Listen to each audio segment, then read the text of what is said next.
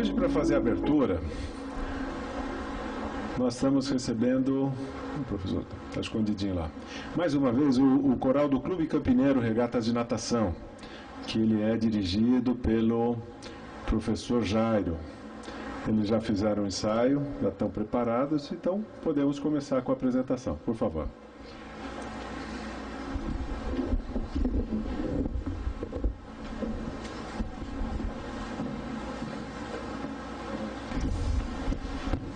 Boa noite a todos.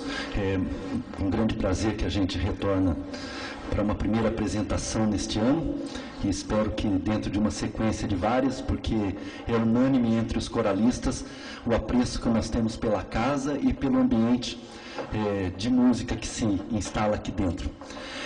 Para hoje, a gente vai fazer um repertório predominantemente, quase que exclusivamente religioso, porque as peças sacras, elas são peças muito importantes em toda a história da música ocidental. E o nosso coral, ele trabalha basicamente com a música tonal ocidental. Folclórica, popular, erudita, mas basicamente tonal. Nós vamos iniciar com Da Patia Domini, uma peça de Melchior Frank, de 1579, é um hino de pedido de paz para todos nós. Em seguida, faremos uma transcrição do Tavinho Moura, que é um compositor mineiro, de uma folia de reis, que é o Cálice Bento. Milton Nascimento gravou e tantas outras pessoas também. Em seguida, uma peça... Marisa? Medieval Glória, uma peça de 1994, de um compositor de origem do leste europeu, mas que é radicalizado nos Estados Unidos, em Washington. Foi uma peça feita para um concurso de corais juvenis. E, para terminar, nós vamos fazer uma Ave Maria, mas uma Ave Maria, quer dizer, acho que vocês conhecem, mas é uma Ave Maria não tão comum como a de Gounod ou de Schubert, que é de Giulio Caccini, uma composição também de aproximadamente 1590, 1600. Espero que todos apreciem. Obrigado.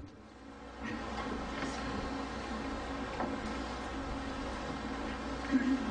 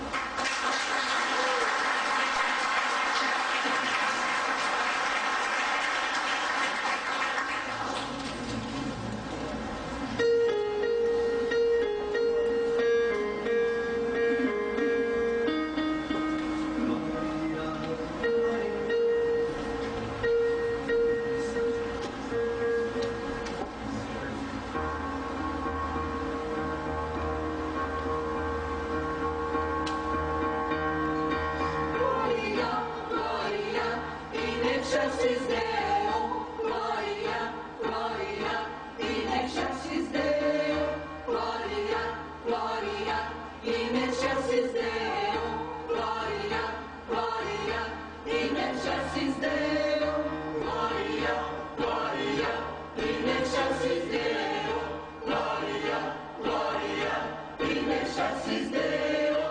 Et in terra pax hominibus, Bone voluntatis, voluntatis, laudamus te, benedictimus te, adoramus te, glorificamos te. Gloria, gloria, in excelsis Deo, gloria, gloria, in excelsis Deo. Gratias agimus tibi proper Maria, Gloria tua, Domini Deus, gloria, gloria, in excelsis Deo, gloria, gloria, in excelsis Deo, gloria, gloria, in excelsis Deo, gloria, gloria, in excelsis Deo, gloria, gloria, in excelsis Deo, gloria, gloria, in excelsis Deo.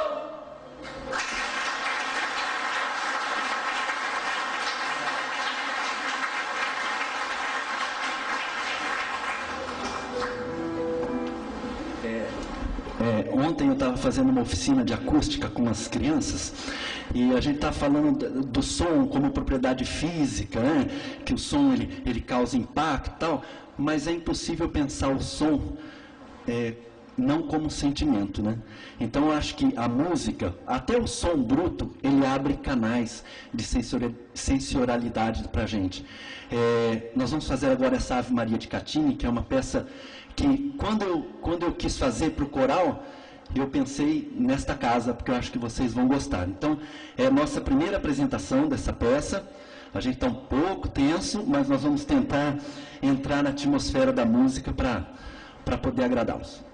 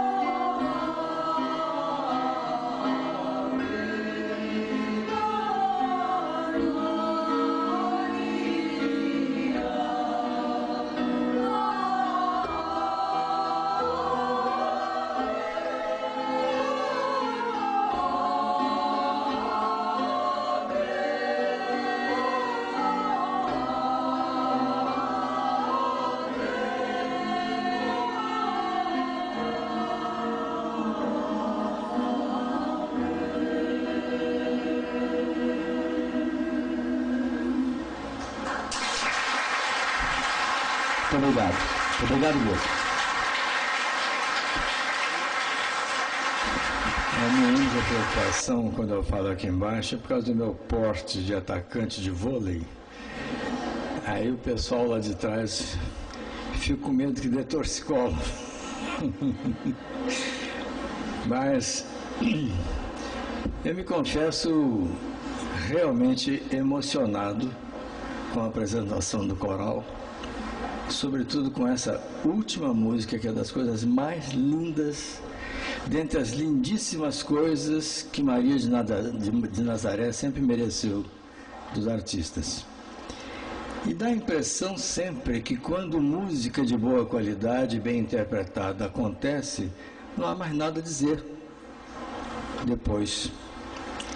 Mas estou convidado e preciso fazer as honras do convite e apresentar o tema.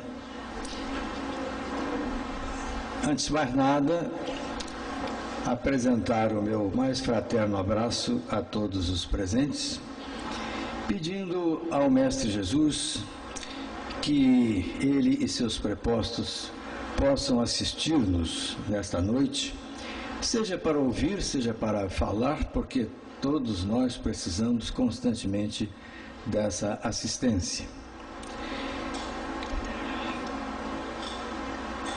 Dos labirintos do medo à pacificação divina é o nosso título, nosso tema para esta noite.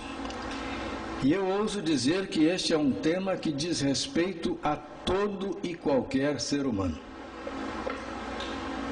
O tema do medo diz respeito a todo ser humano. Vejam que um grande filósofo inglês do século XVIII, Thomas Hobbes costumava dizer que, ele dizia, no dia em que eu nasci, deu-se um parto duplo. Nasci eu e comigo o medo. Ele disse, é assim que as pessoas podem entender a minha filosofia política, que é sempre amedrontada e defensiva, dizia Thomas Hobbes.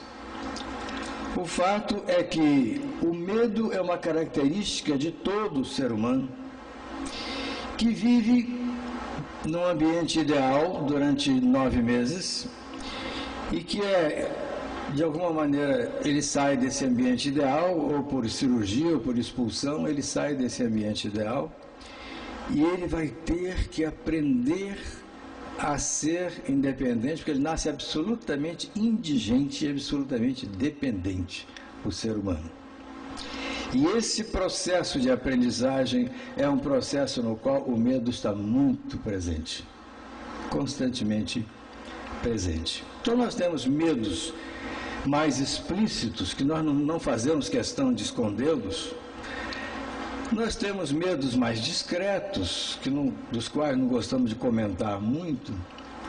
E existe uma coisa também que os psicólogos chamam hoje de normose, ou os normopatas, que são aqueles valentões. Eu não tenho medo de nada nesta vida. O discurso é belo, mas é mentira.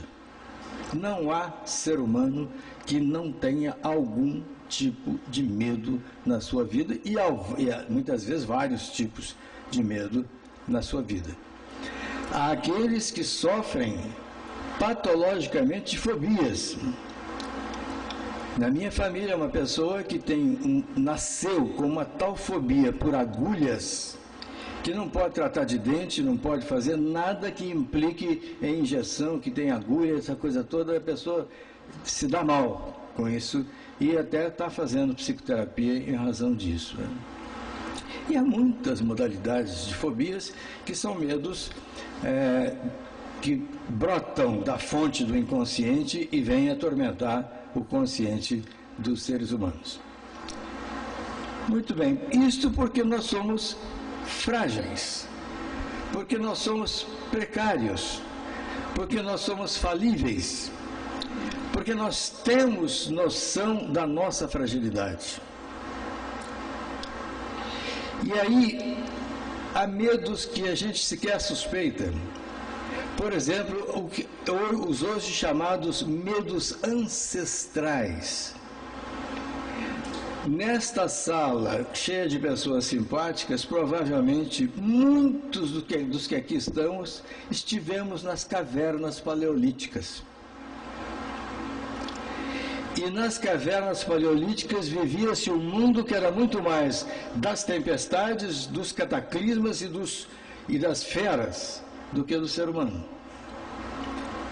Conquistar um dia de sobrevivência era uma grande conquista para todo ser humano que viveu naquela época. São chamados medos ancestrais. Medos que provavelmente venham desde o Paleolítico, Mesolítico, o Neolítico, são todas as fases da pré-história e depois vão se desenvolver e às vezes até piorar ao longo da história documental. Então,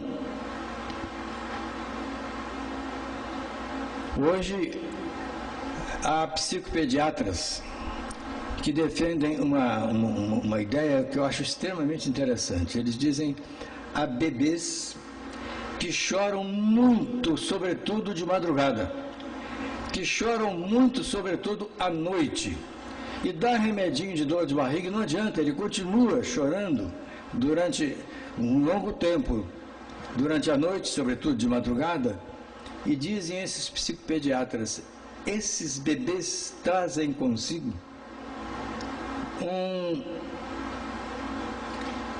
uma angústia noturna das cavernas paleolíticas ou do mundo mesolítico da pré-história. Terão vivido lá, não se sabe, mas nós, cada ser humano é uma síntese da evolução da humanidade. Então nós temos no nosso inconsciente profundo a história pela qual a humanidade foi passando e vem passando. Então o bebê se angustia porque era a noite que se tinha mais medo, era a noite que se estava mais exposto a perigos, nos períodos mais remotos da presença do homem sobre a Terra, do ser humano sobre a Terra. Medos ancestrais. Mas temos também medos que nos vieram de vidas anteriores, de vidas passadas, talvez mais recentes, nem por isso deixam de ser multimilenares às vezes. Há pessoas que, quando passam pelas terapias regressivas, vão descobrir que 18, 19, 20 encarnações. Então, os medos de vidas que nos vêm de vidas passadas, naturalmente, quando se vai reencarnar, passa-se pelo processo de esquecimento, porque senão já não aguentava o tranco da encarnação. A encarnação, se não fosse necessária, nós não encarnaríamos. Ela é necessária. Mas é preciso, e aí vem a grande sabedoria de Deus, os gregos já diziam, pega-se a alma, mergulha-se no rio Letes, que é o rio do esquecimento, para depois devolvê-la à terra, para ela aguentar o tranco dessa encarnação. Porque se ela vier com toda a história do que ela aprontou em 40 encarnações, ela realmente morre bebê de crise cardíaca. Então, há permanências obscuras no nosso inconsciente. Lá está o arquivo de todas as vidas que já tivemos. E há medos da vida atual. Lógico. Nós temos um mundo no qual a violência está desvairada, a violência social está de atemorizar a todos. Nós vivemos num mundo no qual muitas coisas foram tornadas mais práticas pela sociedade de consumo, porém mais humilhantes também pela sociedade de consumo, porque já dizia Dom Pedro Casaldáliga, diz ainda, porque ele está vivo, Dom Pedro Casaldáliga, ex-bispo de São Félix do Araguaia, pensador espanhol notável e grande poeta. Dom Pedro Casaldáliga dizia: sociedade de consumo é aquela na qual as coisas valem cada vez mais e as pessoas cada vez menos. Então, sofremos a sociedade de consumo. O fato é que, para além disso, nós temos uma história de vida, um processo de desenvolvimento, no qual se situa uma coisa que o pensador Tristão de Ataíde chamava de o mito da infância feliz. Não é que não possa ser feliz a infância desta ou daquela pessoa, mas que a infância seja toda feliz, seria preciso que não fosse um ser humano, fosse um robô. Porque, dizia o próprio Tristão de Ataíde, na última conversa que tive com aquela figura maravilhosa, ele à beira dos 90 anos, ele me dizia o seguinte, bem cariocamente ele dizia, porque, professor, a dimensão de uma ofensa não está na própria ofensa, está na sensibilidade do ofendido. E aí, aquilo me fez entender, nossa, coisas extraordinárias do meu cotidiano, porque eu tenho 3 filhos, hoje estão adultos, mas evidentemente todos nasceram criancinhas. Então, quando eu dava um pito assim para valer nos 3, 2 saíam assoviando.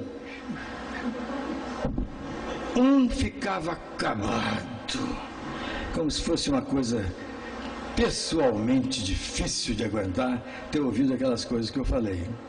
E aí eu dizia para minha querida, minha namorada de 48 anos e meio, eu dizia para minha querida, eu falava, escuta, eu vou lá pedir desculpa. Normalmente era o caçula, mais sensível. Eu vou lá pedir desculpa a ele, então eu chegava e dizia, olha, meu filho, eu vim aqui te pedir desculpa, ele estava com a guitarrazinha dele e tal. Dizia, eu vim aqui pedir desculpa a você, não pelo conteúdo do que eu falei, mas pela minha maneira de falar, que pode ter sido muito brusca para você, né? Aí ele falava assim, yes, velhinho, senta aqui do meu lado, que quando você pede desculpa, você fica com 2,5 metros de altura.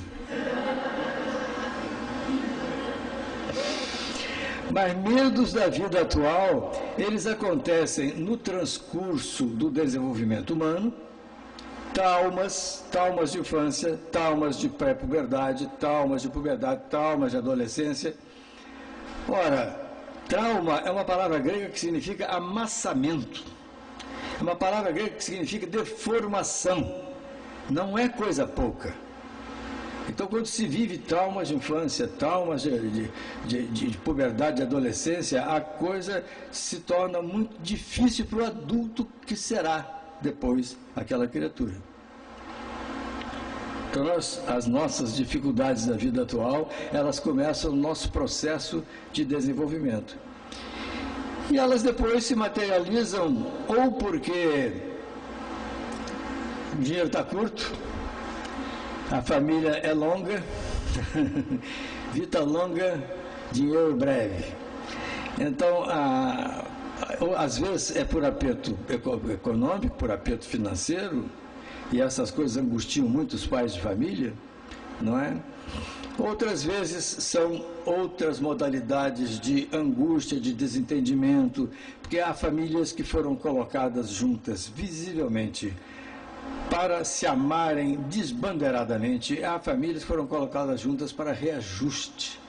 É uma coisa difícil o relacionamento de determinadas famílias. Então nós vivemos medos atuais.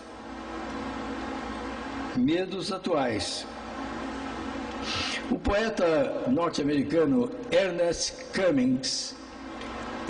Cummings, quando completou 83 anos, ele escreveu no seu diário o seguinte: há mais de 70 anos eu aguardo para a minha vida um desastre que nunca aconteceu.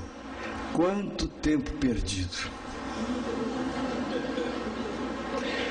Há mais de 70 anos eu aguardo que aconteça na minha vida um desastre que nunca aconteceu. Quanto tempo perdido! Ele anota no seu diário, Ernest Cummings. E o ser humano atual é muito marcado pelos temores. É muito marcado pelos temores. Porque uns têm um recôndito, não gosto de falar muito nisso, mas tem um medo brabo de morrer. a morte física, o epílogo organísmico mesmo, mete um medo danado. Tem pessoas que têm uma angústia disso. Há pouco tempo eu fazia uma longa entrevista com o filósofo Rubem Alves, e quando chegou num determinado ponto, ele falou assim: sabe do que eu tenho medo mesmo? Mas medo doido é de morrer. Eu falei: meu querido, você está com 81 anos. E eu com 73. Melhor a gente não falar muito nisso. Uns têm medo de morrer, outros têm medo de viver. Outros têm medo de viver. O que a vida me aguarda? Há pessoas com esse nível de ansiedade, né? Sobre o futuro. O que a vida me reserva? O que a vida reserva para os meus queridos, para os meus filhos, para minha esposa, para o meu esposo? E aí, será bom que nós vejamos algumas dificuldades que são muito características da vida humana. Por exemplo, a dificuldade de fruir o momento presente. Muito mais característica dos ocidentais. Um pouco dos orientais, muito menos dos orientais. Mas assim, a pessoa vive tanto em função do que passou e do que virá, que ela esquece o momento em que ela está vivendo. Então, há um filósofo austríaco de ascendência judaica, Martin Buber. Buber diz, numa das suas belíssimas páginas, ele diz: é urgente que façamos algo mais do momento presente do que uma simples linha divisória entre o passado e o futuro. O que ele está nos dizendo: é preciso que saibamos fruir o dia de hoje. Quando Deus está nos dando saúde, está nos dando amigos, está nos dando entes queridos, está nos dando recursos para nos manter, então, fruir o dia de hoje é aquilo que diziam os latinos: carpe diem, que significa batalha esse dia, porque carpe de carpio mesmo, carpe diem, aproveita esse dia, porque ele só vai ter uma vez. Esse dia de hoje só vai ter uma vez. E nós temos essa dificuldade de fruir o momento presente. Eu ia dizer que ela, pelo meu jeito mineiro de ser, mas não é não.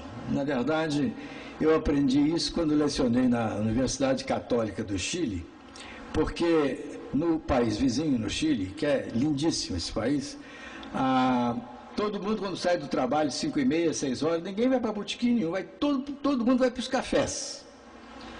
E aí eu comecei a ir para os cafés e aprendi uma coisa interessantíssima, que os cafés são momentos de conversa, entendimento, reflexão, são momentos carinhosos.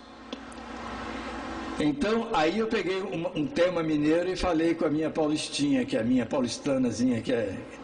Eu falei: olha, escuta, vamos começar a fazer em casa, 7h30 da noite, um café medroso. Que café corajoso vem sozinho. Café medroso vem com pãozinho de queijo, bolachinha e tal. E os nossos 3 filhos casaram-se e quiseram mudar para o nosso prédio. Então os amigos brincam, dizem: não é mais edifício Tonico Ribeiro, agora é Tonico Moraes. Então, noras maravilhosas, um genro maravilhoso também, eles descem e vão tomar o café medroso conosco. É uma hora de prosa gostosa, de convívio delicioso e tudo mais. Depois disso eles sobem e nós, quase que todas as noites, vemos um filme que é a nossa segunda paixão. Eu digo a nossa segunda porque é a minha segunda, eu aposto que é a dela também. É o cinema.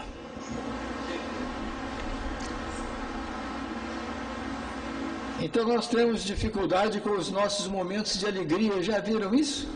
A pessoa passa por um momento de grande alegria e de repente ela senta no sofá e fala assim: o que vem vindo por aí? Depois dessa alegria toda, sei lá o que vem por aí. Ela fica com medo de ter estado alegre. Com medo de ter estado alegre. E também a mídia televisiva sobretudo, ela trabalha muita notícia médica. Eu não me lembro, na minha infância, na minha adolescência, na minha juventude, até no início da minha vida adulta, eu não me lembro de ninguém no supermercado lendo rótulo. Às vezes até com uma lupazinha, lendo o rótulo, vê se tem potássio, vê se tem não sei o quê, qual é o índice. O povo está apavorado porque a mídia dá tanta notícia sobre o que causa o potássio, o que causa a gordura trans, o que causa não sei o quê, o que causa que atormenta as pessoas. Atormenta as pessoas. E a nossa comida, não nos enganemos, ela é processada há cerca de 27 anos. Não é agora que começou a ser processada. E as inseguranças financeiras que eu mencionei agora há pouco, mas volto a mencionar em razão de um antropólogo norte-americano, que eu aprecio muito, chamado Ralph Linton. Ralph Linton diz assim, sobre as angústias financeiras, ele diz: aquele que não sabe se vai ser feliz amanhã, começa a ser infeliz hoje.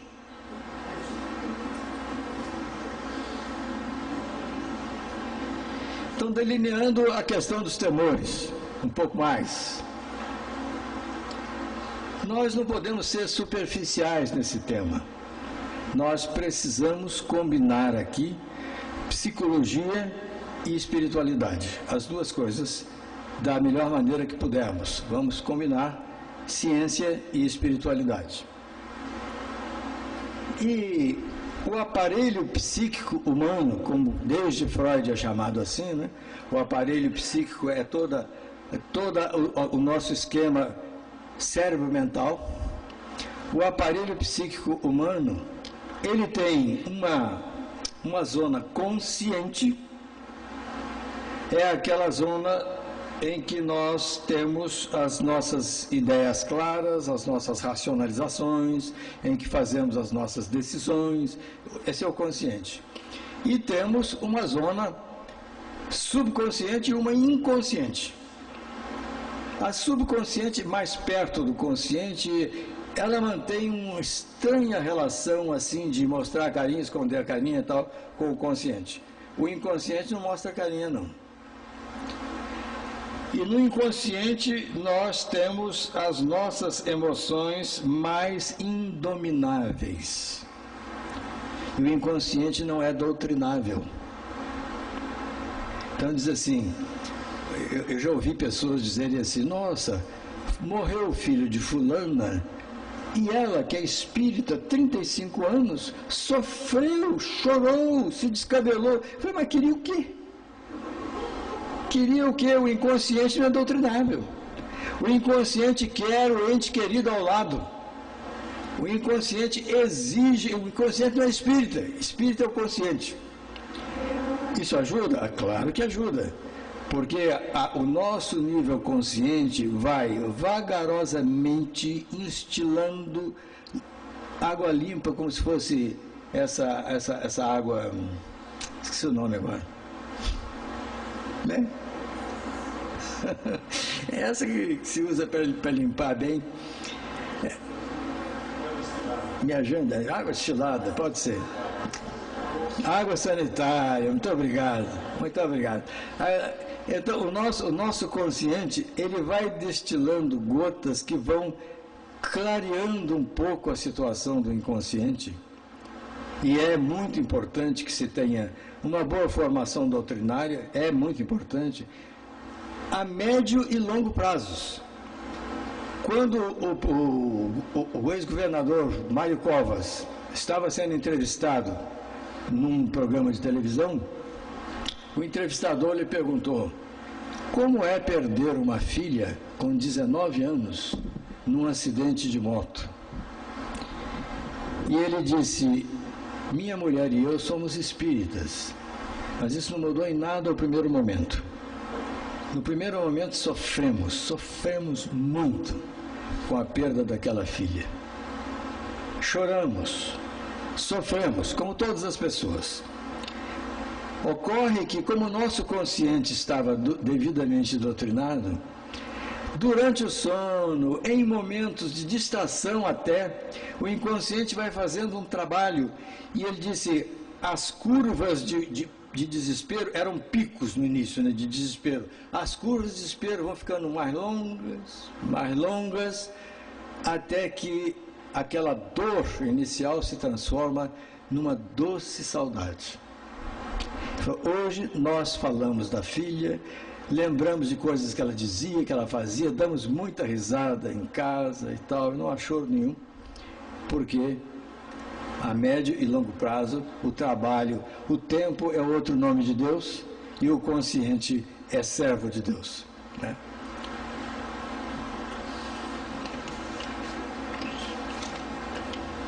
O ser humano é o único ser que sabe que caminha para a morte física. Gente, isso não é fácil não, não é sopa.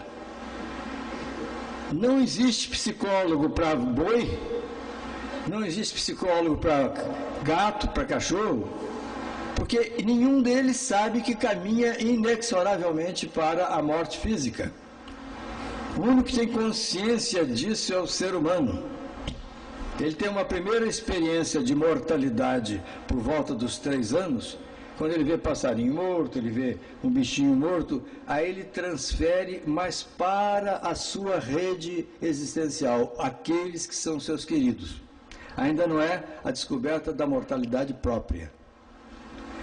Na adolescência, sim, na puberdade, na pré-puberdade, é que acontece a descoberta da própria morte. E isso vai ser a razão dos consultórios psicoterapêuticos pela vida afora, né? Porque essa consciência cria grandes dificuldades para pessoas um pouco mais inseguras, sobretudo. Não só para elas, mas sobretudo para essas. E no Ocidente, a morte foi transformada numa verdadeira assombração. A morte, no pensamento ocidental, nos valores do Ocidente, né? Então, para os espíritas e outros espiritualistas, conscientemente a morte não é nada, porque a vida é eterna, dizemos assim. O nosso consciente está falando. Inconscientemente, a angústia existencial básica existe em nós. Porque o inconsciente, repito, não é doutrinável. Em 1998, Chico Xavier, conversando com seu mentor Emmanuel, que segundo o próprio Chico, reencarnou em 2001, aqui no estado de São Paulo, e deve estar aproximadamente se aproximando dos 13 anos de idade, com a missão de ser um dos maiores educadores que esse país terá. Emmanuel. Mas ele conversando com Emmanuel, perfeitamente desencarnado, ele pergunta a Emmanuel, na verdade, qual é a população desse planeta? E Emmanuel diz a Chico, está estimada em 21 bilhões de criaturas humanas. Chico diz, mas espera um pouco. 1998, como é que pode isso? Na estatística só tem, no mundo, 6 bilhões 850 milhões de criaturas humanas. E Emmanuel diz, está vendo como a gente enxerga pouco? As ruas estão assim, as comunidades religiosas, idem, as escolas, idem, as residências das famílias. Se a família tem harmonia, ela atrai aqueles que estão lá para ajudá-la mais. Se a família é desarmônica, desrespeitosa, um agride o outro e tal, o perigo de estarem presentes aqueles que estão para atrapalhar, para piorar um pouco a situação. A lei de Murphy sempre pode piorar, né?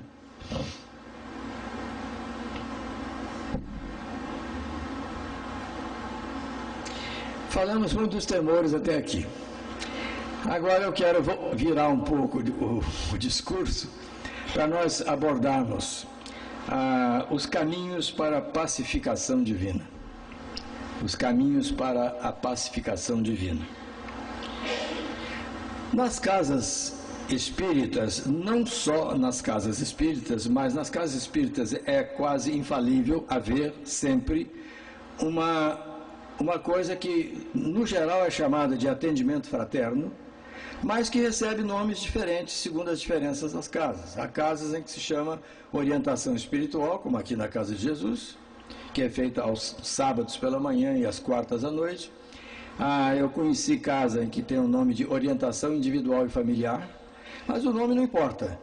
São equipes de aconselhamento devidamente treinadas e bastante conhecedoras da doutrina espírita para fazerem um trabalho muito bom, com pessoas necessitadas que recorrem a essas casas. E essas equipes de orientação vêm obtendo resultados absolutamente extraordinários.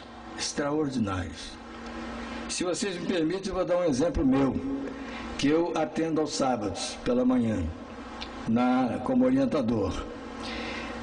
Há 19 anos, o senhor Rildo Benzi, que era executivo da Pirelli, grande amigo do coração, o senhor Rildo Benzi me disse assim: escuta, você precisa vir conosco para a orientação. Eu falei: Rildo, você está bom da cabeça? Quem foi que falou para você que eu sei atender as pessoas, que eu sei orientá-las, aconselhá-las e tal? Ele falou: não, eu sei que está ruim da memória, porque eu tenho 10 anos mais do que você, mas eu fui seu aluno na universidade. Me caiu uma enorme ficha. Ele tinha sido meu aluno, realmente, na faculdade de filosofia. E antes que eu dissesse qualquer coisa, ele disse: eu sei quem eu estou convidando. Eu falei: espero que saiba, porque a responsabilidade é sua. E disse para ele, muito espontaneamente, eu falei: olha, Rildo, vamos fazer o seguinte, 3 meses de experiência igual nas empresas. No final de 3 meses, se eu estiver muito feliz com os retornos, com os resultados, se eu estiver muito feliz com o que eu estou fazendo, eu simplesmente continuarei. Se der o contrário, se você souber que eu peguei meu bonezinho e fui embora, você não precisa nem perguntar por quê. É porque não estava bom. Os resultados não compensavam. Vai fazer agora 19 anos que eu estou nesse trabalho.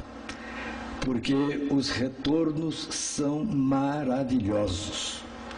Os resultados, sobretudo dos casos quanto mais graves, quanto mais acentuados os casos, os retornos são mais visíveis, palpáveis, brilham na nossa frente. Então, com a minha idade atual de 73 anos, eu já pensei algumas vezes, assim, eu acho que eu já estou velho, acho que está na hora de parar com esse negócio, mas eu não tenho coragem, porque os retornos são maravilhosos. E porque eu fico pensando, por mínimo que eu faça, eu estarei auxiliando um irmão meu ou uma irmã minha numa dificuldade muito séria. Então, equipes bem treinadas, equipes bem preparadas doutrinariamente, e quando eu digo doutrinariamente, não é uma coisa carola de espírita, doutrinariamente do Evangelho de Cristo. E, em consequência, o cristianismo redivivo, que é a retomada do cristianismo primitivo no século XIX, pelo nosso mestre Allan Kardec. Mas se essa equipe está bem treinada psicologicamente, porque saber dialogar é uma arte, e é uma arte que dá para aprender, pode-se aprender. Eu tinha uma vez comigo na sala de orientação uma estagiária que ia orientada ali assim que fosse liberada, né? E ela estava fazendo estágio da minha sala e eu estava atendendo uma senhora, e a senhora era uma dessas mães assim, dedicadíssimas com os filhos e tudo mais, e ela estava muito nervosa e desequilibrada porque a recíproca não era verdadeira, os filhos eram meio estabanados com ela, né? Aí eu conversei com essa senhora, quando essa senhora saiu, a minha estagiária disse assim: é Supermãe dá esses resultados mesmo. Eu falei: então você já sabe o que não deve falar para ela. É uma indelicadeza Você dizer para uma mãe desse grau de dedicação que ela é uma supermãe, por isso merece o que os filhos estão fazendo com ela. Você percebeu que eu só perguntei a ela se ela não estava dando atenção enorme para os filhos e deixando de amar a si mesma. Ama o teu próximo como a ti mesmo. Porque é preciso ser muito bom com os filhos, sendo muito bom consigo mesmo. Eu preciso me amar primeiro. Eu preciso me amar de verdade, para que eu possa ter amor pelo meu semelhante. Ama a Deus sobre todas as coisas e ao semelhante como a ti mesmo. E então a estagiária falou assim, nossa, de repente entra uma pessoa deprimida aqui, muito deprimida, aí eu caio na bobagem e falo para ela assim, depressão é falta de fé, eu mato a pobre. Eu falei, mata. Ela sai daqui de maca. Porque a pessoa já entra numa tristeza danada, deprimida e tal.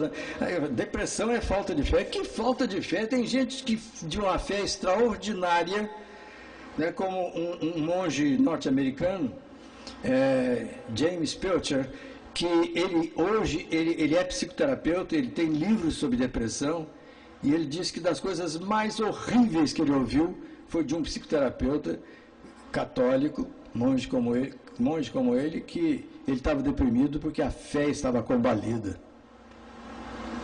Então ele falou, eu fiquei desanimado quando ouvi aquilo, né? E realmente isso pode ser, na realidade, é preciso saber dialogar. O diálogo, além de ser uma técnica, é uma arte.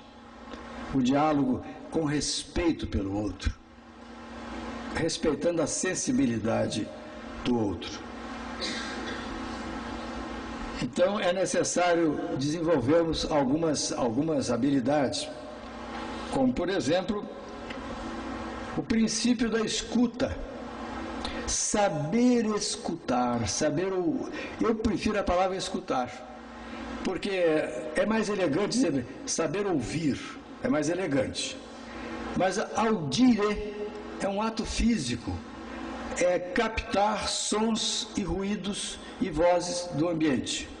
Audire, por isso que faz teste de audiometria, que dá origem à palavra ouvir. Agora, escutar é auscultare, é captar essas coisas e perguntar por que as coisas estão acontecendo daquela maneira. Então, o princípio da escuta, sempre que os meus colegas e eu, sempre que nós recebemos alguém, é nossa tarefa primeiro ouvir, porque as pessoas neste momento não estão conseguindo ser ouvidas nem dentro de casa. Então elas chegam e a pessoa tem o sentimento cristão de ouvi-la. Não é emprestar o ouvido, é ouvir com interesse cristão a situação que aquela pessoa está desenhando na sua frente. O princípio da escuta, o princípio da aplicação dos recursos da casa, naturalmente. Dependendo da casa em que se esteja, a casa tem tais e tais recursos que vão precisar ser aplicados em determinados casos. O princípio dialógico, sobre o qual eu acabei de dizer, né? A delicadeza do diálogo, a serenidade do diálogo, ao mesmo tempo a eficácia do diálogo. Ficar também numa conversa morna, que não leva a nada, é outra coisa que não é boa, né? Tem que ser uma conversa que toque, de alguma maneira, a pessoa positivamente. E também o entendimento do poder da prece. Essa coisa tem que ser transmitida para as pessoas que são atendidas. Disse o Cristo, vigiai e orai para que não venhais a cair em tentação. Tentação não é só com mulher bonita e moço bonito, sexo. Não, tentação é muita coisa que pode entortar a nossa vida. Então, vigiai e orai para que não venhais a cair em tentação. Orai. Era aquilo que os apóstolos, Jesus e os apóstolos mais faziam. Dirigir-se ao Deus Todo-Poderoso, ao Pai, como dizia Jesus. ele nunca, em nenhuma passagem, nenhum versículo bíblico, isso é o desafio que me mostrem, ele se intitula Deus. Ele diz, bom é o Pai que está nos céus. Quando chamam de bom mestre, ele diz, bom é o Pai que está nos céus. Ele se refere ao Pai Criador, porque ele era o Cristo, o governador do orbe terrestre.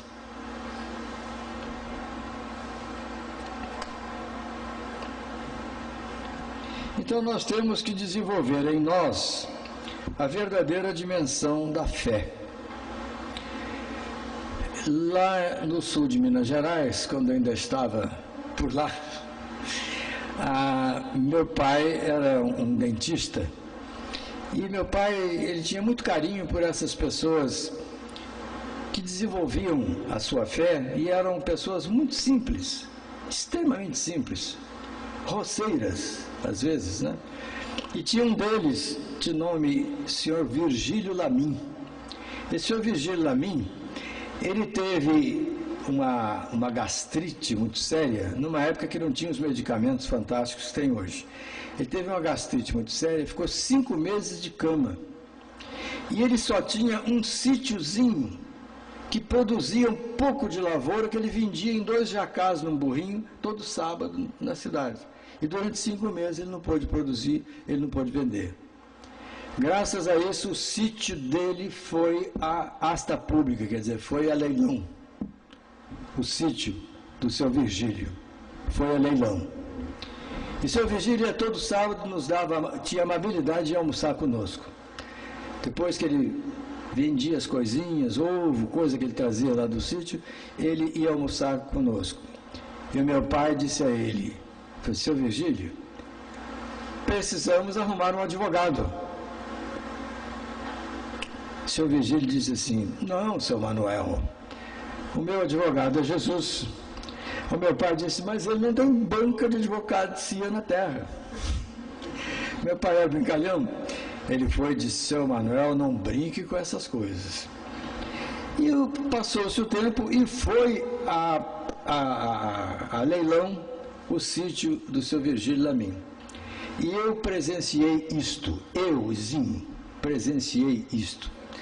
Eles com seu cigarrinho de palha, o oficial de justiça andando para lá e para cá na praça, quanto me dão por um sítio com tais dimensões, que produz isso, que produz aquilo e tal. E ele numa esquina com um cigarrinho de palha, calmíssimo, fumando o seu cigarrinho de palha. O homem mais sovina da nossa cidade, um homem rico, mais sovina, o mais pão duro que se possa imaginar, saiu de casa, botou uma gravata, saiu de casa, foi ao fórum, comprou o sítio e devolveu para ele. Quando ele chegou lá em casa, meu pai falou assim, eu não sei como é que eu lhe peço desculpa pela brincadeira que eu fiz. Minha vontade é ajoelhar para pedir desculpa pela brincadeira que eu fiz, né? Então, é necessário exercitar-nos sempre para que evitemos pensamentos de negatividade. Pensamentos de negatividade, de vez em quando, já são ruins. Agora, as pessoas que cultivam os pensamentos negativos constantemente, elas estão se fazendo um mal orgânico, um mal mental, um mal emocional, enfim, um mal perispiritual muito grande. Na verdade, o segundo maior nome da psicanálise, que foi o suíço Carl Gustav Jung, Dr. Jung.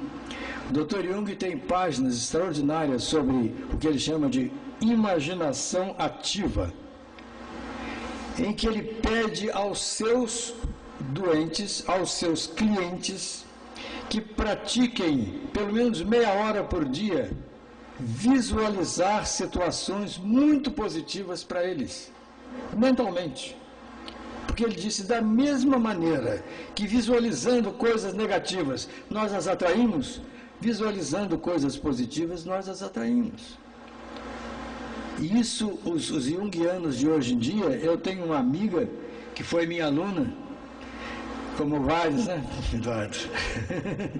Eu tenho uma amiga que foi minha aluna, ela escreveu um lindo livro com o título Visualize Sua Cura, que são visualizações à base do pensamento de Jung para diversas situações de enfermidade. Visualize sua cura. E Emmanuel, na mesma linha de Jung, Jung na mesma linha de Emmanuel, na verdade, né? Emmanuel diz, a nossa casa mental, precisamos abrir as suas janelas para que seja ventilada a nossa casa mental. Precisamos abrir a porta, com as janelas e com a porta entrará o sol que traz vida e desinfeta de vidas nocivas. A nossa casa mental precisa e deve ser limpa, arejada e ensolarada. Então, há alguns cuidados que precisam ser tomados. Na verdade, eu já mencionei meu caçula, hoje o caçula está com 29 anos, mas quando ele tinha 17 e era dark, cheio de piercing, tinha quase que uma oficina de piercing, e todo de preto e tal, e naquela fase, 17 anos, em que a pessoa está com um monte de questionamentos dentro de si, ele pegou na minha biblioteca, chegou para mim e falou assim, eu quero ler este livro, Memórias de um Suicida. Eu falei, pelo amor dos anjos, não. Foi por quê? Eu falei, assim como os entendidos dizem que deve-se ler Machado de Assis depois dos 40 anos, porque a literatura de Machado de Assis exige maturidade, da mesma maneira eu preciso dizer para você, meu querido, que nessa fase de problematização, nessa fase de questionamento da sua vida, não se faça isso, de ler este livro. O maior movimento editorial do país é o movimento espírita, mas é preciso tomar muito cuidado com ele também.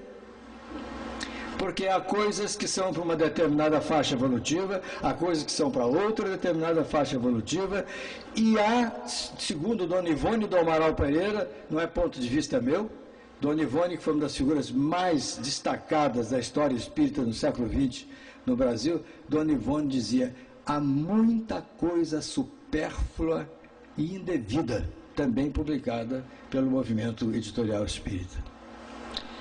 Então, o cuidado com aquilo que se vai ler. Como é que se tem esse cuidado? Se a pessoa se sente em condição de ela avaliar, ela lê a orelha, lê o prefácio, ela tem condição. Se ela se sente sem condição, ela deve perguntar a alguém mais experiente. O que você acha de eu ler esse texto? Isso é muito importante, gente, é muito importante. Vou dizer a vocês que conheci um Nisei, filho de japonês, que por ter lido 3 vezes seguidas o Alquimista, o Paulo Coelho, suicidou. Depois da 3ª leitura do Alquimista, esse rapaz foi encontrado morto por suicídio. A Uniso é a Universidade de Sorocaba, antiga Fundação Dom Aguirre, hoje é a Universidade Federal de Sorocaba, né? A Uniso. E lá o professor Lúcio Pachter, que é um gaúcho que criou aqui no Brasil, porque muito antes dele, Marc Sauté, na França, já fazia, e muito antes de Marc Sauté, no século IV, Santo Agostinho fazia clínica com filosofia clínica. O professor Lúcio Pachter teve a amabilidade de me convidar para ir a um simpósio na Uniso, dar um testemunho, um depoimento acerca das minhas experiências em aconselhamento aqui na Casa de Jesus. E foi uma tarde belíssima, foi uma tarde maravilhosa, deliciosa, um acolhimento fantástico de todos que estavam presentes. Era gente de área científica, de área literária, de todas as áreas da universidade estavam ali. E foi muito bem aceito. Por quê? Porque eu procurei oferecer àquelas pessoas absolutas verdades sobre aquilo que eu vinha acolhendo naquela época, há 17 anos, no atendimento, na orientação, aqui na casa de Jesus, né?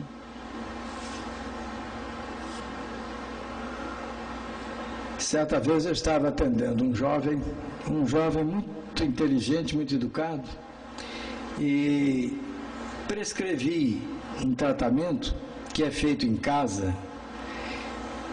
É a equipe espiritual que vai na casa da pessoa, e eu disse a ele: olha, 15 minutos antes deste horário, você se recolhe para conversar com Deus, para fazer a sua prece, dizer a Deus das suas necessidades.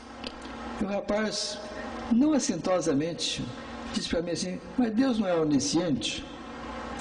Eu falei: olha, eu não conheço pessoalmente, mas consta que sim. Consta que sim. Aí me ocorreu uma coisa gaiata, e o Chico Xavier falava assim: o espiritismo tem que ser bem-humorado. Eu falei assim: olha, Deus é onisciente, mas é muito educado. O rapaz começou a rir. Porque eu disse a ele, ele só vai entrar na sua vida à beira de um homicídio ou à beira de um suicídio. De outra forma, você vai ter que ter a humildade de dizer: sou tua criatura e preciso de ti. Você acende a luz verde. É você que tem que acender a luz verde.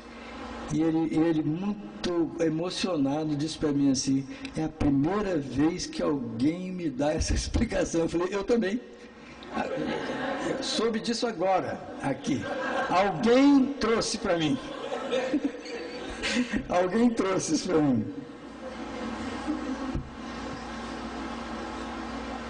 O fato é que, amigos e irmãos, apesar de nós mesmos, eu digo apesar de nós mesmos, porque nos sabemos imperfeitos, nos sabemos frágeis, nos sabemos muitas vezes errados, apesar de nós mesmos, podemos e temos direito à pacificação divina.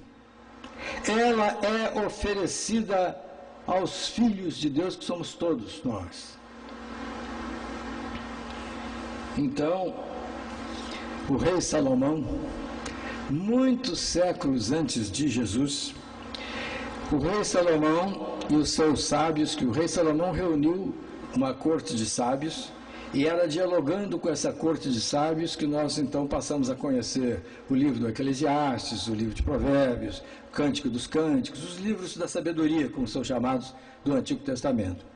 E o rei Salomão, no livro de Eclesiastes, que é também chamado o livro do pregador, ele tem uma página belíssima, que é a coisa mais anti-ansiedade que eu já li até hoje.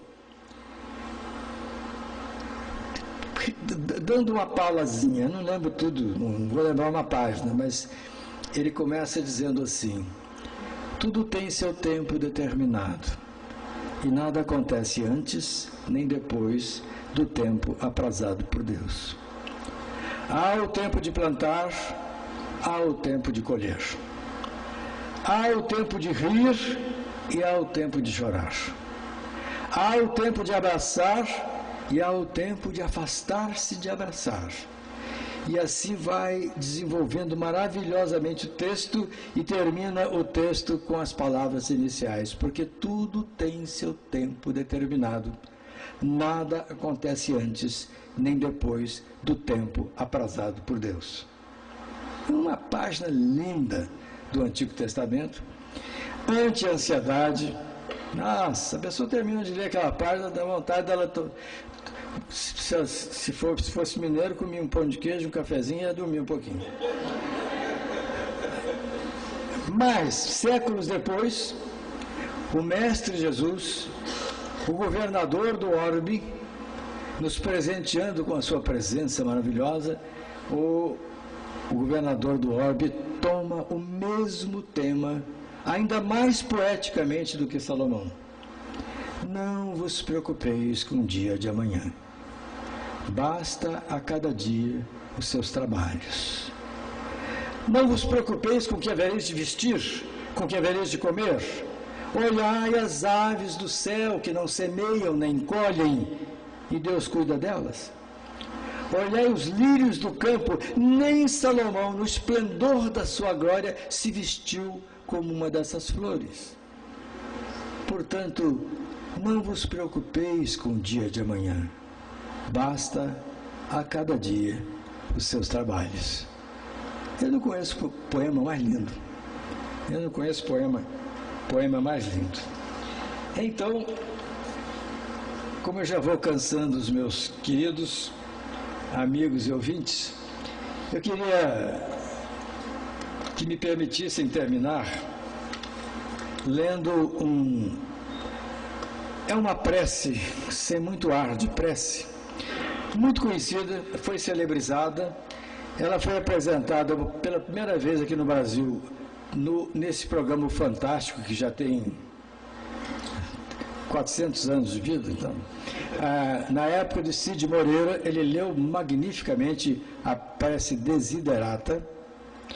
Só que a produção deu um tombo no Cid Moreira, porque passou para ele o seguinte, que era um texto de um autor anônimo encontrado na St. Paul Church de Baltimore, com data de 1692. Tudo cascata. Na verdade, essa prece foi escrita por um norte-americano de ascendência alemã, Max Ehrmann, um poeta.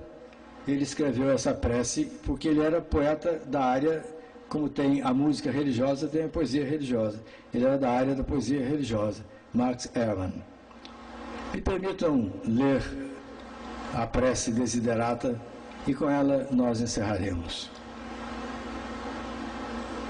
Vá calmamente entre o barulho e a pressa e lembre-se da paz que só existe no silêncio. Na medida do possível, e sem se atraiçoar, tenha boas relações com todas as pessoas. Diga a sua verdade quieta e calmamente. Ouça os outros, mesmo os obtusos e ignorantes. Eles também têm uma história sua a contar. Evite as pessoas ruidosas e agressivas. São vexações ao espírito. Se você se comparar aos outros, você se tornará ora vaidoso, ora amargo, pois há sempre pessoas que lhe são inferiores ou superiores. Goze tanto as coisas que você realizou quanto os seus sonhos. Mantenha-se interessado naquilo que você faz, por humilde que seja. Num tempo em que tudo muda sem parar, aquilo que você sabe fazer é algo que realmente lhe pertence. Pratique a prudência nos seus assuntos comerciais, pois o mundo está cheio de trapaças. Mas não deixe que isto o faça cego para as virtudes que existem. Muitas pessoas lutam por ideais altos. Em toda parte a vida está cheia de heroísmos. Seja você mesmo. Não finja afeição. E nem seja cínico acerca do amor. Apesar da aridez e do desencanto, ele, o amor, vive teimosamente quanto capim. Aceite com alegria o conselho dos anos, deixando graciosamente para trás os prazeres da juventude. Crie força de espírito para proteger-se na desgraça repentina. Não se aflija, porém, com coisas imaginárias. Muitos temores nascem do cansaço e da solidão. Tenha uma disciplina saudável, mas seja gentil para consigo mesmo. Você é um filho do universo, tanto quanto as árvores e as estrelas. Você tem o direito de estar aqui, meu filho. E quer você saiba disto ou não, o fato é que o universo caminha como deve. Por isso, esteja em paz com Deus. Não importa como você pensa que Ele é. E, a despeito da barulhenta confusão da vida, mantenha-se em paz com a sua alma. Com todos os seus enganos, labutas e sonhos não realizados, este continua a ser um belo mundo. Cuide-se, esforce-se por ser feliz. Muito obrigado.